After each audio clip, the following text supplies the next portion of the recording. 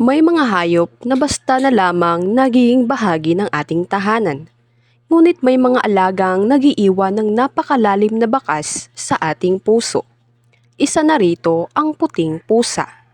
Sa unang tingin, maaring makita lamang natin sila bilang magaganda at kaaya-ayang alaga dahil sa kanilang malinis at makinang na balahibo. Ngunit para sa maraming tao sa iba't ibang panig ng mundo, ang puting pusa ay may taglay na kakaibang sembolismo at hiwaga na matagal nang pinag-uusapan sa mga alamat, paniniwala at maging sa mga personal na karanasan ng kanilang amo. Magandang araw sa ating lahat at welcome po muli sa ating YouTube channel. Sa videong ito, tatalakayin natin ang kahulugan at hiwagang dala ng mga puting pusa sa ating tahanan. Marahil ay napansin mo rin na may kakaibang katahimikan kapag may puting pusa sa loob ng bahay. Kapag sila ay payapang natutulog sa isang sulok, nakatanaw sa bintana o marahang lumalapit upang humingi ng lambing, para bang nagiging mas magaan ang pakiramdam ng buong tahanan. Dahil dito, marami ang naniniwala na ang puting pusa ay hindi lamang simpleng alagang hayop, kundi isa ring simbolo ng mabuting kapalaran, positibong enerhiya at emosyonal na kaginhawaan. Bagamat walang siyentipikong katibayan na direktang nagdadala sila ng swerte, hindi may kakaila na ang kanilang presensya ay nakapagbibigay ng mga bagay na maituturing na tunay na biyaya, kapayapaan ng isip, pagmamahal, at kasiyahan. Kapag may puting pusa sa bahay, hindi lamang isang hayop ang iyong kasama. Mayroon kang tahimik na kaibigan na handang makinig sa iyong mga hinaing, makisama sa iyong mga masasayang sandali, at magbigay ng ginhawa sa mga panahong tila mabigat ang lahat ng iyong dinadala. Kaya naman hindi nakapagtataka kung bakit hanggang ngayon ay marami pa ring kwento at paniniwala tungkol sa mga puting pusa at sa mabubuting bagay na sinasabing kanilang dinadala sa buhay ng kanilang amo. Ang isa sa pinakakilalang paniniwala tungkol sa puting pusa ay ang pagiging simbolo nila ng kalinisan, kadalisayan at bagong simula. Sa maraming kultura, ang kulay puti ay niuugnay sa liwanag, pag-asa at positibong pagbabago. Dahil dito, may mga taong naniniwalang kapag may puting pusang kusang napadpad o naging bahagi ng kanilang tahanan, isa itong magandang senyales na maaaring may bagong oportunidad, bagong biyaya o bagong yugto ng buhay na paparating. Bagamat ito ay bahagi lamang ng mga tradisyonal na paniniwala, maganda pa rin itong paalala na sa kabila ng mga pagsubok na ating nararanasan, laging may posibilidad para sa isang mas magandang bukas. Bukod sa pagiging simbolo ng bagong simula, marami ring naniniwala na ang puting pusa ay nagdadala ng katahimikan sa loob ng bahay. Kapag nakikita natin silang payapang nagpapahinga, tila ba nahahawa tayo sa kanilang pagiging kalmado. Ang mga pusa ay may likas na kakayahang mabuhay sa kasalukuyang sandali.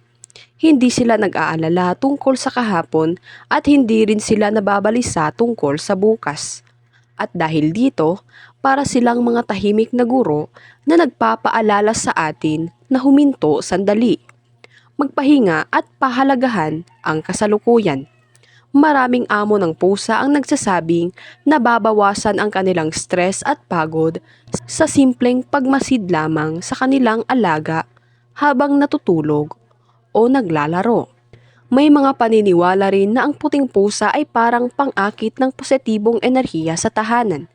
Sinasabi ng ilan na kapag masaya at malusog ang kanilang alagang puting pusa, tila mas nagiging magaan ang takbo ng kanilang pang-araw-araw na buhay. Maring hindi ito mahiwagang kapangyarihan, ngunit may lohikal na paliwanag dito. Ang pagkakaroon ng alagang hayop ay nakakatulong upang mabawasan ang kalungkutan, stress at pakiramdam ng pag-iisa. Kapag mas positibo ang ating emosyon, mas nagiging malinaw ang ating pag-iisip at mas nagagawa nating harapin ang mga hamon ng buhay ng may pag-asa at kumpiyansa. Isa rin sa mga magagandang paniniwala tungkol sa puting pusa ay ang kanilang koneksyon sa pagkakasundo at pagkakaisa sa loob ng bahay. Kapag may alagang pusa, nagkakaroon ng isang bagay na pinagsasaluhan ng lahat ng miyembro ng tahanan. Sama-sama silang nag-aalaga, naglalaro at nagmamalasakit sa isang nilalang na umaasa sa kanilang pagmamahal. Dahil dito, mas lumalalim ang samahan ng pamilya. Sa maraming pagkakataon, ang isang pusa ay nagiging sentro ng masasayang kwento at alaala na habang buhay na naaalala ng bawat miyembro ng tahanan. Isa rin sa mga pinakakahangahangang bagay tungkol sa puting pusa ay ang paraan ng kanilang pakikipag-ugnayan sa kanilang amo. Marahil ay naranasan mo ng kausapin ang iyong pusa kapag ikaw ay nalulungkot o may mabigat na iniisip. Nakakatuwang isipin na kahit hindi sila sumasagot gamit ang mga salita, para bang nauunawaan nila ang iyong nararamdaman. Kapag nakatingin sila sa iyo, marahang pumupur o humihiga sa iyong tabi, may kakaibang pakiramdam ng kaginhawaan na kanilang naibibigay. Maraming tao ang nagsasabing mas gumagaan ang kanilang loob pagkatapos nilang makipag-usap sa kanilang alagang pusa. Sa isang paraan, nagiging tahimik silang tagapakinig na hindi nanghuhusga at hindi nagsasawa sa ating mga kwento.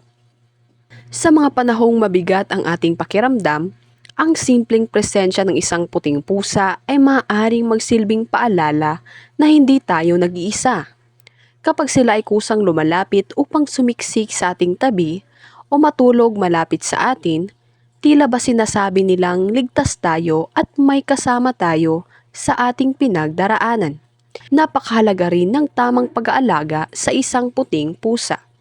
Kung naniniwala man tayo sa swerte o hindi, ang pinakamahalagang bagay ay ang pagpapakita ng pagmamahal at responsibilidad sa kanila. Kailangan nila ng masustansyang pagkain, malinis na tubig at ligtas na kapaligiran at regular na pagpapatingin sa veterinaryo.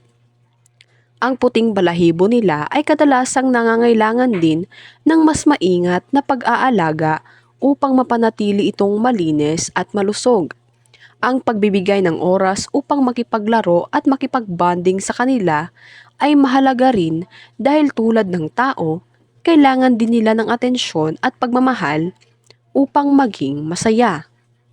Kapag ang iyong puting pusa ay madalas na sumusunod sa iyo sa loob ng bahay, hindi ito nangangahulugang gutom lamang siya. Kadalasan, ito ay tanda ng kanilang malalim na pagtitiwala at pagmamahal. Kapag marahan kanilang iniuuntog gamit ang kanilang ulo, kilala ito bilang head bunting. Isa ito sa pinakamataas na anyo ng pagtanggap ng pusa sa isang tao dahil inilalagay nila ang kanilang amoy sa iyo bilang bahagi ng kanilang pamilya. Kapag naman sila ay pumupur habang nakahiga sa iyong kandungan, isa itong malinaw na senyales na komportable at masaya sila sa iyong piling.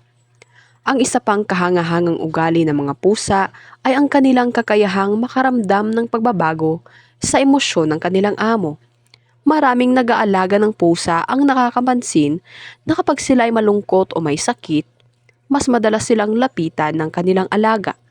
Bagamat hindi ito mahiwagang kakayahan, sensitibo ang mga pusa sa ating kilos, tono ng boses at body language. Dahil dito, tila ba alam nila kung kailan natin higit na kailangan ang kanilang presensya. Sa huli, ang tunay na hiwaga ng puting pusa ay hindi matatagpuan sa mga alamat o pamahiin, kundi sa mga simpleng biyayang dala nila araw-araw. Ang kanilang presensya ay nagpapaalala sa atin ng kahalagahan ng katahimikan sa gitna ng magulong mundo, ng pagmamahal na hindi kailangang ipaliwanag sa salita, at ng pagkakaibigang hindi humihingi ng kapalit. Maaaring iba-iba ang paniniwala ng bawat tao tungkol sa swerteng dala ng puting pusa, ngunit isang bagay ang tiyak. Ang pagkakaroon nila sa ating buhay ay isang biyayang mahirap tumbasan. Kapag pinagmamasdan natin silang payapang natutulog, naglalaro o simpleng nakatingin sa atin gamit ang kanilang malalambing na mga mata, napapaalala tayo na ang kaligayahan ay madalas matatagpuan sa maliliit na bagay. Hindi man sila magdala ng kayamanan o mahiwagang kapalaran, nagdadala naman sila ng pagmamahal, saya, katahimikan at mga alaalang mananatili sa ating puso habang buhay. At marahil, iyon ang pinakamahalagang uri ng swerte na maibibigay ng isang puting pusa. Ang gawing mas magaan, mas masaya at mas makulay ang bawat araw ng ating buhay. Maraming salamat po sa inyong panonood at sana po ay meron tayong natutunan sa videong ito. Good luck and God bless po sa ating lahat.